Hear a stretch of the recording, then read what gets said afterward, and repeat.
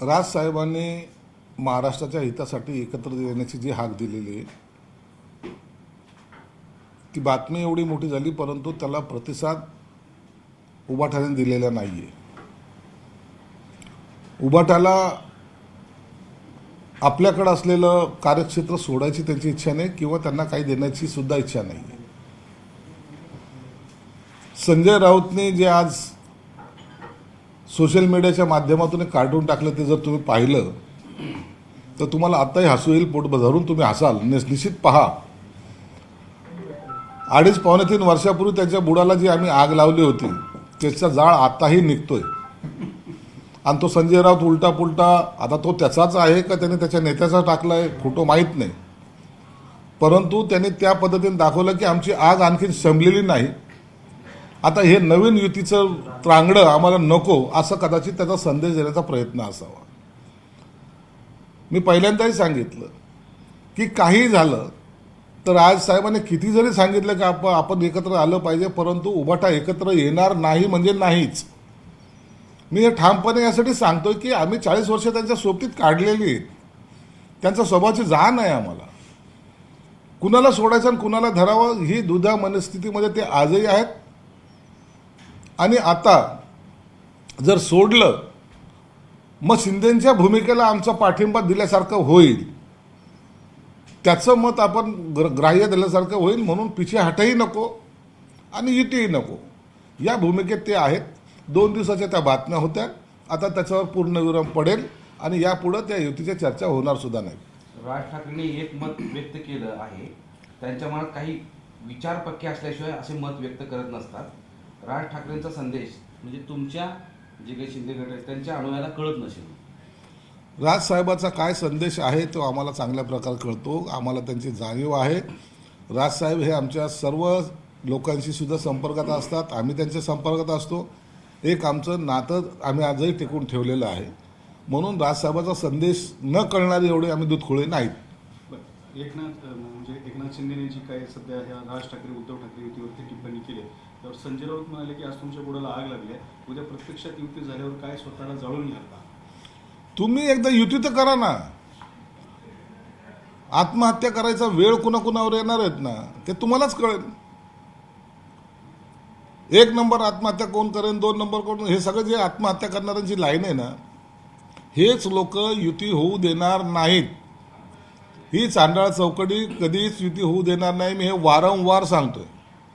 हे आमच्या अनुभवातून राजकीय जीवनातला जो काही थोडा बहुत अनुभव आम्हाला आहे आमच्या पाठीशी, त्यानुसार हे कधीच युती होऊ देणार नाही. युती झाली तर स्वतःचं अस्तित्व संपेल अशी भीती यांच्या मनामध्ये आहे. आणि या भीतीपोटीच नेतृत्व करायचे गुण ज्याच्यामध्ये नसतात त्याला भीती वाटत असते आणि त्या भीतीपोटीच हे युती होऊ देणार नाही. एक लक्षात घ्या की राजसाहेबांनी पक्ष स्वतःचा निर्माण करून गेली 19-20 वर्ष त्यांचा पक्ष सांभाळलाय, चालवलाय. हे मान्य करावं लागेल. कुणाचाही सपोर्ट नसताना एवढं वर्ष पक्ष सांभाळणं आणि चालवणं याला हिंमत लागते. वारसाच्या नावाखाली पक्ष चालवल्यानंतर काय गत होते हे तुम्ही पाहताय. तुम्ही युती होत नाही असं ठामपणे सांगता. 100% युती होत नाही. संजय राऊत असं म्हणतायत की आम्ही काँग्रेस राष्ट्रवादीवर प्रचंड टीका केली, परंतु एकत्र यायचं ठरवलं आम्ही भूतकाळात डोकावलो नाही. राज्याच्या हितासाठी आम्ही मागे डोकावत नाही असं. सत्तेसाठी लाचार साहेब, सत्ता पाहिजे यांना. बाळासाहेबांच्या भाषेमध्ये जर उत्तर दिलं ना तर यांना कळेल. यांना सत्तेसाठी प्रत्येकाच्या दारोदार फिरणारे लाचार तुम्ही लोक. तुम्हाला कसली आली ना मानसिकता, नैतिकता आहे तुमच्याकडे काही? काँग्रेस बरोबर युती करताना कोणती नैतिकता होती? काय होतं विचार, काय होते तुमचे? राष्ट्रवादीबरोबर जाताना काय विचार केला होता तुम्ही? लाचारांची ही जी फौज तयार झालेली ना, त्यामुळं आज ही अवस्था त्या पक्षाची झालेली. म्हणून त्यांच्याकडे निष्ठा, नैतिकता महाराष्ट्रासाठी. अरे कसला महाराष्ट्रासाठी? स्वतःसाठी काय करतात ते बघा ना तुम्ही. महाराष्ट्राचं काय घेऊन बसलाय? महाराष्ट्र का तुमच्यामुळे थांबलाय का तुमच्यामुळे थांबणार आहे? महाराष्ट्राच्या प्रगतीमध्ये काय योगदान? बाबर रे. 2.5 वर्ष कुणाला न भेटता तुम्ही सत्ता चालवलेली तुम्ही लोक, तुम्ही महाराष्ट्राची प्रगती करणार आहात. म्हणून तुम्ही आता गप्प राहा. काँग्रेस राष्ट्रवादीबरोबर राहा. ते तुम्हाला लाथा मारतील, तुम्ही त्यांना नमस्कार करा. नाही, राज्याच्या हितासाठी आम्ही मागे डोकावत नाही असं त्यांचं म्हणणं. अरे राज्याचं त्यांच्याकडून कुठं अडलंय? यांना विचारतोय कोण? राज्याच्या हिताचा 2.5 वर्षामध्ये घेतलेले 2 निर्णय सांगा. सत्तेमध्ये होता ना. माझे कुटुंब माझी जबाबदारीशिवाय तुम्ही केले काय? मग 2 तरी निर्णय सांगा ना, ठामपणे सांगा 2.5 वर्षामध्ये हे आम्ही केले. तुमच्याकडे काही करण्यासारखं ना तुम्ही केलं ना करू शकले. आता तुम्हाला पश्चाताप होतोय की तो काँग्रेस राष्ट्रवादीवर जाण्याचा. तरी तुमचं गिरगाबी तो टांग उपर हे तुमचं आताही चालू आहे आणि हे लोक जनताही पाहते. याच्याबरोबर अजित पवार आणि शरद पवार हे एकत्र आलेले आहेत. अजित पवार आणि शरद पवार कधी एकत्र येतील? आता सध्या वसंतराव शिबोर इन्स्टिट्यूटला 15 ते 20 मिनिटांपासून ते एकत्र- ते एकत्र येतील. ते शरद पवार अजित पवार हे कुटुंब कधी एकत्र येणं त्याला आश्चर्य वाटण्यासारखं काहीच नाहीये. कुटुंब म्हणून नाही, राजकीय एकीकरण. राजकीय जरी एका व्यासपीठावर आले तर ते यांच्यासारखं नाहीये त्यांचं. ते भविष्यामध्ये एकत्र येण्याचे संकेत त्यांनी एकमेकांना दिलेले आहेत. म्हणून ते एकत्र आले तरी आम्हाला आश्चर्य वाटण्यासारखं काही नाही. नाही, या 2 घटनांच्या पार्श्वभूमीवर राज्याचं राजकारण कलाटणी घेईल अशी आता चर्चा सुरू झाली आहे. एकदा एकत्र ते येऊ द्या, त्यांना तसं जाहीर करू द्या. आज आपण अंदाज बांधणं हे चुकीचं आहे. ज्या दिवशी येतील त्या दिवशी त्याच्यावर भाष्य केलं जाईल. एकेकाळी रोहित पवार जो अजितदादावर टीका करायचा, आज रोज जाऊन त्यांच्या पाया पडतो, हे एक संकेतच मानावं लागतात. परंतु हे जोपर्यंत प्रोसेस कंप्लीट होत नाही तोपर्यंत त्यावर बोलणं योग्य नाही. पण शरद पवार अजित पवार एकत्र येतात तर संजय राऊत म्हणतात की आमचंही म्हणजे राज उद्धवचं आमचंही प्रेम तेवढंच आहे आणि कडवट पण आहे तसाच आहे. संजय राऊत टीका कुणावर करत होतं? राज ठाकरेवरच ना. काय काय बोलत होते? आता त्याला माहिती आहे की राजसाहेब जर बायचान्स जर चुकून यांची युती झाली तर पहिली लाथ ही आपल्या कंबरडात पडणार आहे. आणि म्हणून आता हे मुजरे घालायची सवय त्याला लागलेली आहे शरद पवार साहेबांच्या काळापासून. आणि आता हे मुजरे घालण्याचा प्रकार आता तो सुरू जरी केला त्याने तरी राजसाहेब त्याला जवळ करणार नाही एवढं मात्र निश्चित आहे. राज ठाकरे आणि उद्धव ठाकरेंच्या या एकत्रेवर आशिष शेलार यांनी म्हटलं आहे की राज ठाकरे सोबतचे वैयक्तिक विषय जे होते ते आता ते संपले. वैयक्तिक विषयाचा काही संबंध येत नाही. आम्ही त्यांच्या त्या युतीकडे चांगल्या भावनेने पाहतो. युती झाली पाहिजे. 2 भाऊ जर एकत्र आले तर आनंद आहे. ते आजही आम्ही म्हणतो. परंतु ते येणार नाही हे तेवढं 100% ठामपणे आम्ही सांगतोय. हे चर्चेला फक्त वाव दिलाय राजसाहेबांनी आणि त्याच्यात ते सक्सेस झालेत. जर याचा खऱ्या अर्थानं राजकीय फायदा घ्यायचा असता तर उद्धव साहेबांनी घेऊ शकले असते. परंतु त्याचे असलेले सहकाऱ्यांनी ही संधीसुद्धा त्यांच्या हातातून घालवलेली आहे. बुडाला आग या व्हिडिओ सोबतच संजय राऊत आणखी एक असं म्हणाले की फडणवीस भाषेसाठी एक पाऊल पाठीमागे गेले कारण हा 2 भाऊ एकत्र येण्याचा परिणाम आहे. अंदाज लावत राहा. त्या 2 भाऊ एकत्र आल्यामुळे हिंदीच्या प्रश्नावर हे कुणीही आंदोलन करायच्या मनस्थितीत नव्हते. राजसाहेबांनी त्यांची भूमिका त्याच्या अगोदर स्पष्ट केली होती आणि म्हणून आता यांच्या बुडाला लागलेल्या आगीचं जे फोटो दाखवत आहेत तो जुना फोटो आहे 2.5-3 वर्षापूर्वीचा. त्याचं ते पुनर्प्रदर्शित करायला लागलेले आहेत. आता ते पहा आणि ती आग विझवायचा प्रयत्न राजसाहेबांनी करावं असा कदाचित त्यांना संदेश द्यायचा प्रयत्न केला असा. भाजपाच्या अग्रलेखातून असं म्हटलंय की विषातून अमृत निघालं तर चांगलंच आहे. मग आता विष कोण कालवलं होतं? विषारी कोण होता? प्रश्न आहे तो. राजसाहेब विषारी होते का? त्याच्यातून अमृत निघायला लागले का? उद्धवसाहेब विष होते त्यातून अमृत निघायला लागले? काय लिहायचं याचे तरी भान ठेवा ना. विषातून अमृत निघायला लागले. वा रे वा विद्वांता, कुणाबद्दल बोलताय तुम्ही? म्हणून 100% तुम्हाला नाही 1000% सांगतो ही युती होणार नाही. संजय राऊत असं म्हणाले की परराष्ट्र खात्याचा कारभार हिंदीमधून करावा. आता हिंदीचा विषय आला म्हणून सांगतो की परराष्ट्र खात्याचा कारभार हिंदीमधून करावा. चीनसारखी हिंमत दाखवावी. संसदेचं कामकाज हिंदीतून करावं. हा प्रयोग एकदा तरी करून बघा. संजय राऊत पाटील. संजय राऊत आता त्याचे सल्ले घ्यायला कोणी रिकामा नाही आणि त्याच्या सल्ल्याला कोणी सिरियसली घेतही नाही. म्हणून त्याच्या डोक्यावर झालेला परिणाम आहे त्याचे हे लक्षण दिसत आहे. बचेंगे तो और भी लढेंगे असं छगन भुजबळ म्हणाले. त्यांचं हे सूचक वक्तव्य मानलं जातं. भुजबळाने आता लढणं थांबवावं भुजबळांनी लढून अनेक लढाई जिंकलेल्या पण आहेत, अनेक लढाई हरलेल्या आहेत. परंतु या वयामध्ये त्यांनी अशा प्रकारचं मला वाटतं लढण्याची भाषा करण्यापेक्षा समाजहिताचं जे काही असेल ते करावं. त्यामध्ये अजून असं म्हटलंय की शिवसेनेच्या गर्भातूनच राज ठाकरेचा जन्म झाला, याची देखील आठवण आजच्या त्या अग्रलेखात त्यांनी केली. कधी नाकारलं होतं राजसाहेबांनी? अहो, शिवसेना वाढवण्यासाठी जेव्हा शिवसेना प्रमुखांनी हाक दिली त्या टायमाला त्यांच्यासोबत खंबीरपणे उभा राहणारा राज ठाकरेच होते, दुसरं कोणी नव्हतं. हे जे आत बोंबलतायत ना, हे तर दिसतही नव्हते किलोमीटर दूरपर्यंत. राजसाहेबांनी निश्चित योगदान आहे. विद्यार्थी सेनेचे अध्यक्ष म्हणून त्यांनी त्यांचा प्रवास सुरू करून अख्खा महाराष्ट्र पिंजून त्यावेळेला काढला होता. म्हणून त्यांचं योगदान पण आहे आणि ते रक्तमासाचे पण आहेत. परंतु काही लोकांना रक्तमासाच्या लोकांकडे बरोबर राहणं हे संयुक्तिक वाटत नाही.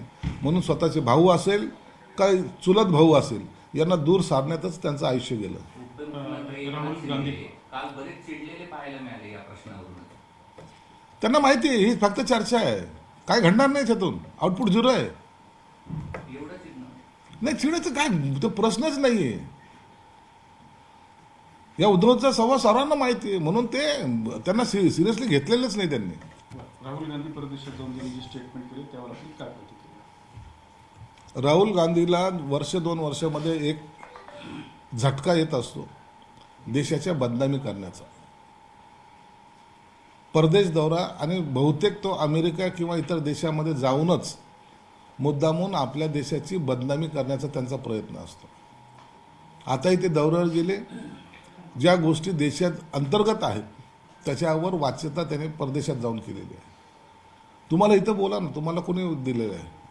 लोकशाहीमध्ये इथं बोललं पाहिजे, परंतु परदेशात मध्ये जाऊन भारताचं नाक कसं कापायचं किंवा त्यांना कसं डाऊन करायचं ही राहुल गांधीची स्ट्रॅटेजी आहे. आणि म्हणून त्याचा खरं तर सर्व भारतीयांनी निषेध केला पाहिजे. यही बात हिंदी में बताइए.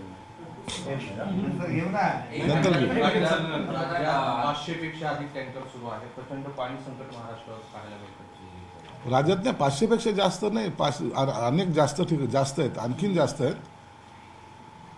आमच्या शहरात जवळपास आता 150 टँकर इथं आहेत. म्हणून टँकरची संख्या वाढलेली, पाण्याचा जो अभाव आहे त्या अभाव कुठे शासनाने सुद्धा सगळ्याला निर्देश दिलेले आहेत की टँकर कुठेही कमी पडता कामा नये.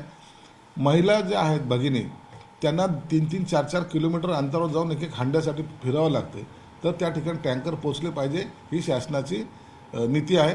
आणि मला वाटतं त्या पद्धतीने टँकर वाढले तरी हरकत नाही, परंतु लोकांना पाणी मिळालं पाहिजे. 15 दिवसापूर्वी अवकाळी पाऊस झाला, मात्र अवकाळी पावसाचे पंचनामे अजून झाले नाही. फक्त 18% पंचनामे झालेले आहेत. आणि संभाजीनगर, जालना, परभणी, हिंगोली, नांदेड या 5 जिल्ह्यामध्ये 0% पंचनामे झालेले आहेत. ज्या ठिकाणी अति नुकसान झालेले त्या ठिकाणचे पंचनामे चालू आहेत. जे किरकोळ स्वरूपाचे आहेत त्याच्यासुद्धा त्याच्या सूचना या जिल्हाधिकाऱ्याला देण्यात आल्या. राजू शेट्टींनी अजित पवारांना प्रश्न विचारला की राज्याची आर्थिक स्थिती माहिती होती, 7-12 करू शकत नाही. अजितदादांना माहीत होतं, मग अजितदादांनी शेतकऱ्यांना का फसवलं? शेतकऱ्याला कुठेही फसवलं नाही. शेतकऱ्यांना जे काही देता येईल ते देण्याचा प्रयत्न सरकारचा आहे. वर्षकाठी त्यांना मिळणारी मदत आहे. पीक विमाचा प्रश्न आहे. जे शेतकऱ्यांना विमा कंपन्या फसवायचे त्यांच्यावर केलेली कारवाई आहे.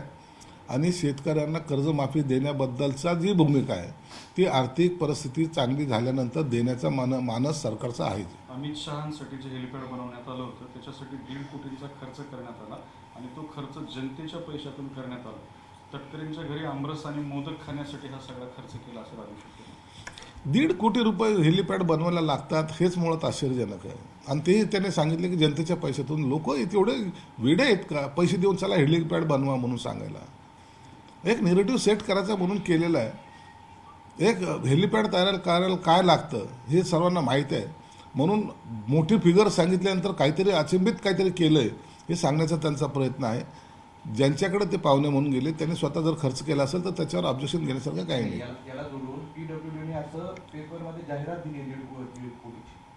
एवढं जाहिरात दिली पीडब्ल्यूडी, एवढा खर्च लागला. मग जनतेचा पैसा जनतेकडून जर पीडब्ल्यूडीने एवढा पैसा जर त्याच्यावर खर्च केला असेल तर ते चुकीचं आहे. कोणतंही हेलिपॅड 1.5 कोटीमध्ये बनत नसतं. फार किरकोळ एका कार्यक्रमाला जर यायचं असेल तर फार किरकोळ खर्च त्याच्यावर असतो. असलेल्या ठिकाणी पाणी मारणे, त्याला साफसफाई करणे, एवढा तो काही खर्च असतो. त्याला 1.5 कोटी लागण्याचं काही कारणच नाही. छत्रपती संभाजीनगरचा पाण्याचा जो प्रश्न पेटलेला सध्या, तर परवाच्या दिवशी पालकमंत्री मुख्यमंत्र्यांसमोर सगळे अतुल सावे, त्याच्यानंतर बोराळकर, कराड यांनी मागणी केली की हे प्रश्न सुटत नाही, याच्यावर काहीतरी तोडगा काढा. मग आता कंत्राटदारासहित सगळ्या अधिकाऱ्यांसहित मुंबईत बैठक ठेवलेली आहे पाण्याच्या प्रश्नासंदर्भात. सीएम स्वतः त्याच्यासाठी हे करतात. आता CM साहेबांनी पाण्याचा प्रश्न सिरियसली घेतलेलाच आहे. आयुक्तांना सुद्धा त्यांनी खुलासा मागितला. जे वारंवार लाईन फुटण्याचा प्रकार आहे तो का घडतोय, त्याच्यावर कायमस्वरूपी तोडगा काढला पाहिजे.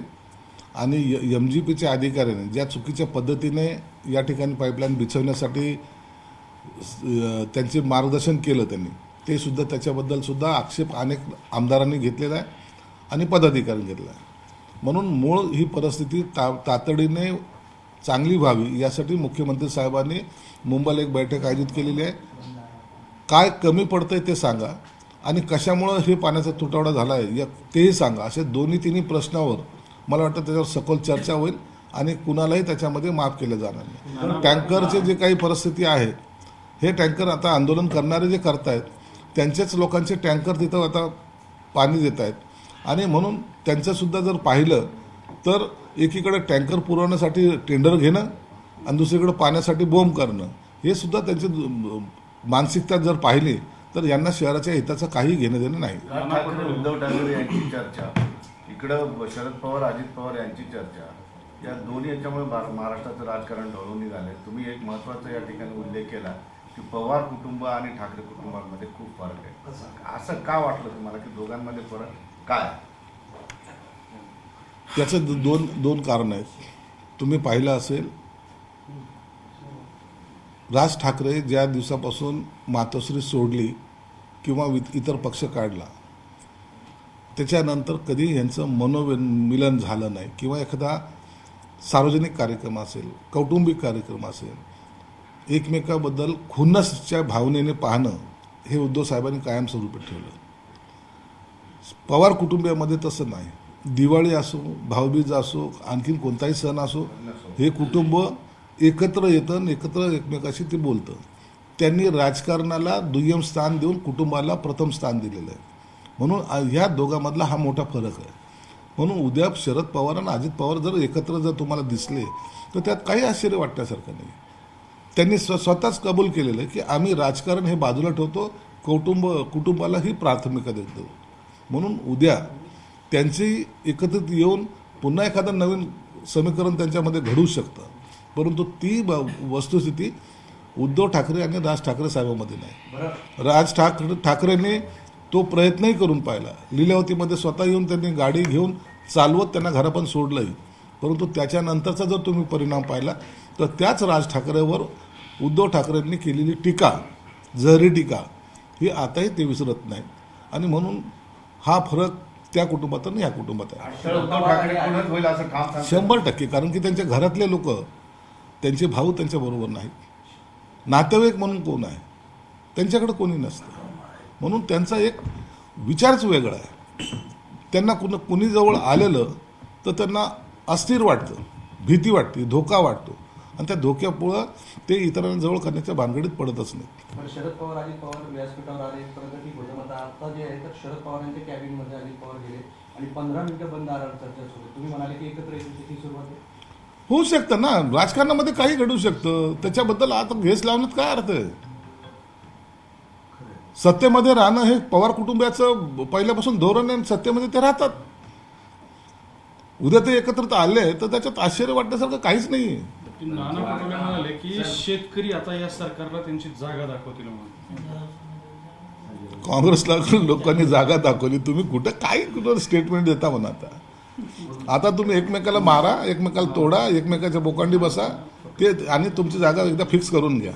उगाच असे वक्तव्य करून आणखी दुसऱ्या कोणत्या तरी वादाला तोंड फोडू नका. बरं सर, शरद पवार अजित पवार आणि तिकडे 2 ठाकरे एकत्र आले तर तुमच्या सत्तेला धोका तर निर्माण होणार नाही? बिलकुल. आम्हाला आनंद होईल आणि त्याचा पेढे वाटायचा कार्यक्रम आम्ही स्वतः करू. नाही, तुमच्या सत्तेला तर काही धोका नाही. आम्ही स्वतः आता पेढे वाटू. सगळे म्हणजे पवार वगैरे सगळे ना तर पहिले एकत्र नव्हतेच का हे? पण राज पवार कुटुंब एकत्र होतं पहिलं. पण त्यावेळेस सत्ता- राज आणि उद्धवचं कुटुंब हे एकत्र येणार नाही हे मी तुम्हाला वारंवार सांगतोय. समजा आले तर मग पेढे वाटणार बिलकुल वाटणार, मी वाटणार पेढे. आम्ही पेढे राज उद्धव एकत्र आल्यावर हा. पण प्रश्न असा आहे साहेब की सत्ता ही वेगवेगळ्या आधारावर अशी थांबलेली आहे. त्या सत्तेला कुठेतरी धोका किंवा त्या सत्तेला कोणीतरी धडक देऊ शकतो असं वाटतं? काही धोका नाही, काही धडक नाही. आज आम्ही एवढे मेजॉरिटीमध्ये आहोत. यांनी कितीही प्रयत्न केला तर आमच्या सत्तेला कुठेही धक्का लागणार नाही. द्वारका, शारदा आणि ज्योतिषपीठाचे शंकराचार्य जे आहेत त्यांनी असं म्हटलंय की औरंगजेबाची जी कबर आहे ती महाराष्ट्रामध्ये असण्याची गरज काय, आणि फडणवीसांनी आक्रमक होण्याचा सल्ला त्यांनी दिलाय शंकराचार्यांनी. शंकराचार्यांनी जी काही भूमिका मांडली त्याला आमचं समर्थन आहे, पाठिंबा आहे. आणि तोच मुद्दा घेऊन आम्ही वारंवार सांगतो की औरंगजेबाची कबर इथून काढून टाका. त्या रस्त्याने सुद्धा जाताना आम्हाला तो त्रास होतो. ज्यांनी आया बहिणीची इज्जत लुटल्या, ज्यांनी मंदिरं पाडली, ज्यांनी संभाजी महाराजांचा हलाल करून मारलंय. एक संभाजी महाराजापुरताच विषय नाही तर अनेक राजांना, अनेक प्रजांना त्याच पद्धतीने त्याने क्रूरतेने मारलंय. त्याची आठवण किंवा त्याची निशाणी सुद्धा आमच्या या शहरात नको, ही आमची मूळ मागणी आहे. आजही आम्ही त्या मागणीवर कायम आहोत. अंबादासांनी ह्या तुमच्या औरंगजेबाच्या तुमच्याच केलं केले की शंकराचार्य पाणी फक्त औरंगजेब करतात म्हणे. पाण्याचं काय चाललंय त्यांना काही याच्या संदर्भातलं काही गांभीर्य नाहीये. नाही, नाही, आम्ही शहरामध्ये 15 वर्ष झाली तिथं आम्हाला नाही. या सर्व गोष्टीची जाणीव आहे आणि आम्ही त्या पद्धतीने जातो. मी पाणी प्रश्नासाठी तिथं जाऊन आलो, सर्व पाहिलंय आणि त्याच्यामुळे हा प्रश्न सुटायला मार्गी सुद्धा लागलेला आहे. तुम्ही क्रेडिट घ्यायच्या भानगडीत पडतात. आम्ही औरंगजेबाला हटवण्याचा प्रयत्न करतोय, तुम्ही इम्तियाज जलीलला घरात घुसवण्याचा प्रयत्न करतायत. हा तुमच्यातला आणि आमच्यातला फरक आहे. एकनाथ शिंदेला काल विदिशाच्या महिलेने पत्र लिहिलंय की तुमच्या लाडक्या बहिणीच्या मुलीने आत्महत्या केली, आता तरी आम्हाला न्याय मिळवून द्या. प्रकरण माहिती असेल तुम्हाला? त्या महिलेने ज्या भावनेने पत्र लिहिलंय, तिने एक विश्वास एकनाथ शिंदे साहेबांवर दाखवला की तुमच्या या राज्यामध्ये असा त्रास तुमच्या लाडक्या बहिणींना अनेक ठिकाणी होतो आणि दुर्दैवानं त्यांच्या मुलीचा मृत्यू झाला आहे. याची गंभीर दखल एकनाथ शिंदे साहेबांनी सुद्धा घेतलेली आहे, आम्ही घेतलेली आहे. ज्याच्यासाठी हे कारणीभूत ठरले, ज्याच्यामुळं त्यांनी आत्महत्या केली, त्याला आरोपीला तर पकडला जाईलच, परंतु अशी घटना घडू नये याची सुद्धा आम्ही काळजी घेऊ. आम्ही सर्व लाडक्या बहिणीला या माध्यमातून विनंती करतोय, कृपया असं टोकाचं पाऊल उचलण्या अगोदर तुम्ही आमच्याशी निश्चित संपर्क साधा. आपण प्रत्येक गोष्टीत मार्ग काढू शकतो. आत्महत्या करणं हा त्याच्यावरचा पर्याय नाही. झालेली घटना ही दुर्दैवी आहे. एक प्रश्न हिंदीतून घेऊया तेवढा. आता थांबा. मराठीतून पहिला प्रश्न घ्या. एक हिंदी भाषा जी आहे त्याच्या वादामध्ये आता संस्कृत भाषेची पण एंट्री झाली. संस्कृत भाषेची मराठी शाळेमध्ये संस्कृत भाषा बंधनकारक करावी अशा प्रकारचं काळाराम मंदिराच्या पुजाऱ्यांनी मागणी केली आहे. एखाद्या गोष्टीवर जेव्हा आंदोलन सुरू होतं त्या टायमाला अनेक भाषिक लोक याच्यामध्ये उडी घेण्याचा प्रयत्न करतात. आता हा वाद घालू नये. जे चाललंय त्याच्यामध्ये पुन्हा अडथळे निर्माण करण्याचा काही लोक जे प्रयत्न करतात त्याला सरकारचा पाठिंबा असणार नाही. बरं, शेवटचा एक प्रश्न. नाशिकला तुमचे समीर भुजबळ यांच्या विरोधात जे निवडणुकीत उभे राहिले होते, त्यांना राजीनामा दिला होता आणि आता ते म्हणतात की मी फक्त राजीनामा दिला होता, अजित पवारांनी माझा राजीनामा स्वीकारला नव्हता. त्याच्याबद्दल कल्पना नाही. त्यांचं तर अंतर्गत राजकारण आहे. कोण कधी ते किती कोणत्या पक्षात गेले ते त्याची कल्पना आम्हालाही सुद्धा नाही. तर बाहेरून जी लोक तुमच्या पक्षात येत आहेत, म्हणजे तुमच्या पक्षात येत आहे, अजित पवारांच्या पक्षात जात आहे आणि भाजपमध्येही जात आहेत. आता सगळ्या पक्षाला त्याच्या कुरबुरी वाढलेल्या आहे आणि भाजपच्या चंद्रशेखर बावनकुळेंना तर कार्यकर्त्यांनी नाराजी व्यक्त करून घरात पाहुणे आले की घरातल्यांना बाहेर झोपावे लागते अशी अवस्था झाली आहे असं म्हणणं आहे. काय चुका आहे तुमच्या सगळ्यांच्या पक्ष? पक्षवाढीसाठी संघटनामध्ये लोकांना येणं हे स्वाभाविक आहे. त्याच्यामुळं पक्ष निश्चित वाढतो. परंतु मूळ कार्यकर्ता ज्यांनी पक्ष उभा करण्यासाठी संघर्ष केला आहे, त्रास सहन केला आहे, अवरात्र फिरला आहे, त्याला डावलून इतरांना घेऊन त्यांना मोठं करणं हे योग्य नाही. हे तेवढं सत्य आहे. परंतु परिस्थितीनुसार काही लोकांना सन्मानाने ताट वाढावं लागतं आणि हे राजकारणामध्ये करणं एक गैरही मानलं जात नाही. परंतु आम्ही निश्चित त्याची काळजी घेऊ की मूळ कार्यकर्ता हा पक्षापासून दूर जाता कामा नये. आता क्लोज करू. आता हिंदीतून फक्त हां, एवढा तो प्रश्न राहुल गांधीचा आपण हिंदीतून प्रतिक्रिया द्यावी. खरंच लाईट आली का? एसी चालू दिसत नाही. एसी कुठे ते आली आली आली लाईट आली लाईट.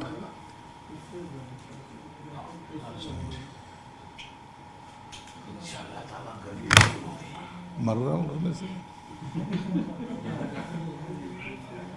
प्रश्न झाले की सर ते सोशल मीडियातल्या त्या फोटोची हिट होते त्यांच्या बुडाला लागलेले आगीचे परिणाम इथपर्यंत जाऊ दे ना चालू. मग मी काय चुकीचं बोललो का? तापमान वाढलंय म्हणा 42-43 झालंय राज्याचं. अरे आपण फक्त शब्द तर वापरतो, ते व्हिडिओ नव्हता येत. वो राहुल गांधी जी प्रदेश में गए, उसने एक बार इलेक्शन में ऐसा ऐसा हुआ, ऐसी टीका की है. किस तरह देखते हैं आप? राहुल गांधी को कभी भी देश के बारे में ना प्राथमिकता उन्होंने दी है न कभी देंगे. उन्हें देश की बदनामी करने में ज़्यादा इंटरेस्ट रहता है. लोकसभा में 56 या 65% युवा को जो वोट बढ़ा है उसके बारे में आप देश में बोलो, निवडणूक आयोगों के पास जाओ, लेकिन प्रदेश में जाके अपने देश की बदनामी करना ये उनका हॉबी बन चुका है. और मुझे लगता है ये देशद्रोही का काम राहुल गांधी जानबूझ के कर रहे हैं, जिससे मोदी साहब की बदनामी हो. ये देश की बदनामी होना चाहिए. और मैं कुछ तो इंटरनेशनल लीडर हूँ, ये छवि वो खुद की वहाँ फिक्स करना चाहते हैं. दूसरा एक सवाल है हिंदी में. एएनआई की तरफ से एक नासिक का वीडियो ट्वीट किया गया है जिसमें एक महिला कुएं में उतर करके पानी भरती है. इससे महाराष्ट्र में पानी की हालत बहुत खराब है. ऐसा नहीं, देखो महाराष्ट्र में नहीं, देश भर में पानी की हालत अभी फिलहाल तो बहुत ख़राब है. उसमें जो आदिवासी इलाका है वहाँ के लोगों को बहुत ज़्यादा तकलीफ है. 3-3 किलोमीटर जाके उनको पानी लाना पड़ता है, कुएं में उतरना पड़ता है. ये हमने देखा है. सरकार इसको गंभीरता से ले रही है और वहाँ कैसे किसी भी हालत में टैंकर पहुँचाने की भी कोशिश की जा रही है. मुझे लगता है 1 महीने की ये बात है, लेकिन सरकार लॉन्ग टर्म इसके ऊपर उपाय योजना जरूर करेगी. तीसरा एक हिंदी में सवाल है. राज और उद्धव ठाकरे एक जगह पर आने की जो चर्चा चल रही है और उसके बाद में जो भी सब चर्चा सामने आई है उसके ऊपर आपका विस्तार से क्या है? देखो, राज ठाकरे ने जो कोशिश की है कि महाराष्ट्र हित के लिए एक होना चाहिए, एक बड़ा सवाल उन्होंने महाराष्ट्र में खड़ा किया है, लेकिन उसको उद्धव ठाकरे की सेना, उबाटा गठ कभी भी प्रतिसाद नहीं देगा. बहुत सारे लोगों को लगता है कि ये ठाकरे कुटुंब एक जगह पे आएगा, लेकिन ऐसा होने वाला नहीं है. आपने देखा होगा उद्धव ठाकरे ने पहले छूट में ही उनके ऊपर बहुत सारे क्वेश्चन मार्क डाल लिए. शिवाजी महाराज की कसम खाने के बाद हमारे पास आओ, ये करो वो करो. इसका मतलब है उन्हें युति करना ही नहीं है. और भविष्य में अपना जो कांग्रेस के साथ लगाव है, जो राष्ट्रवादी के साथ लगाव है, उनको कैसा छोड़ेंगे? उनको छोड़ के राज साहब के साथ जाना उनको उचित नहीं लगेगा. ये सब बातें उनको अच्छी तरह से पता है. और उनके जो सहयोगी है, उनके जो साथ में वाले जो लोग हैं, वो ये युति होने नहीं देंगे. वो पिछवाड़े को आग वगैरह उसके बारे में क्या बोलते हैं? संजय राउत ने आज एक अच्छा सा कार्टून डाला है, आप जरूर उसको देखना चाहिए. हमने 2.5-3 साल पहले उनके पिछवाड़े में जो आग लगाई है वो अभी भी जल रही है. इतनी अच्छी सी कार्टून मेरे ख्याल से पहली बार मैंने देखा है. वो आग बुझती ही नहीं है और वो भी आज रॉकेट के तरीके से घूम रहे हैं. हमारी आग कोई तो बुझाओ, लेकिन हमने लगाई हुई वो आग है, वो इतने जल्दी बुझेगी नहीं. सर हे महाराष्ट्रामध्ये आलं की त्यांच्या लागलेल्या बुडाला आधार तुम्ही दिले ते सेम मराठीत सांगा. थोडंसं भाऊ 2 मिनिटं शांत राहा फक्त. काय त्या तुझा आवाजाने मला डिस्टर्ब होतो थोडंसं. संजय राऊत यांनी कार्टून टाकलंय आणि ते बुडाला लागलेले आणि तुम्हाला लागलेले असं त्यांनी म्हटलं. काय बोलत बरं. आजचा दिवस संजय राऊतने सगळ्यासाठी कॉमेडी दिवस म्हणून सगळ्यांनी साजरा केला पाहिजे. 2.5-3 वर्षापूर्वी आम्ही उबाटाच्या मागे जी काही आग लावली होती त्याचं छायाचित्र त्यांनी सगळीकडे सोशल मीडियामध्ये टाकलेलं आहे आणि असं दाखवलं आहे की ते फिरतंय, कोणीतरी आमची आग विझवा, परंतु ती आग विझल्या जात नाही आहे. ती आग आम्ही लावलेली, एकनाथ शिंदे साहेबांनी लावलेली. त्याचे परिणाम तुम्हाला आताही त्याची जाणीव होते की त्या आगीमुळं तुम्ही किती मागे गेलेला आहात. दारोदार भटकून सुद्धा तुमची ती आग शमवण्यासाठी किंवा विझवण्यासाठी कोणीही तुम्हाला साथ देत नाही. यातून तरी काहीतरी बोध घ्यावा म्हणून कदाचित ते कार्टून त्यांनी टाकलं असावं. ओके, एक प्रश्न आहे, सायलेन्सरची चौकात बसवली ना त्या विषयावर जे बुलेट बादशाह आहेत ते सायलेन्सर गाडीला बसवतात, ठोके वाढवतात, त्याचं प्रदर्शन केलं समजलं. काही यंग पोरं, जनरेशनचे पोरं बुलेटमध्ये असे सायलेन्सर लावतात ज्याच्या फटाक्यासारखा आवाज होतो, बॉम्बसारखा आवाज होतो आणि रस्त्याने जाणारा माणूससुद्धा त्याला घाबरतो. मग अशा वेळेला ते सायलेन्सर जे जेव्हा काढलेत पोलिसांनी कारवाई करून त्याच्यापासून एक राकेट तयार केलेलं आहे, एक कल्पना. हे जो आवाज आहे, या आवाज हा आपल्याला अवकाशात गेला पाहिजे, त्या चंद्रावर, त्या ताऱ्यावर, त्या ग्रहावर आपल्याला झेप घ्यायची. म्हणून हा आवाज शहरात नको तर तो आपला अवकाशात झाला पाहिजे. एक संदेश द्यायचा आमच्या पोलिसांनी एक काम केलेलं आहे आणि मला वाटतं त्यांचं याबाबत अभिनंदन करणं उचित ठरेल. एबीपी माझा, उघडा डोळे बघा नीट.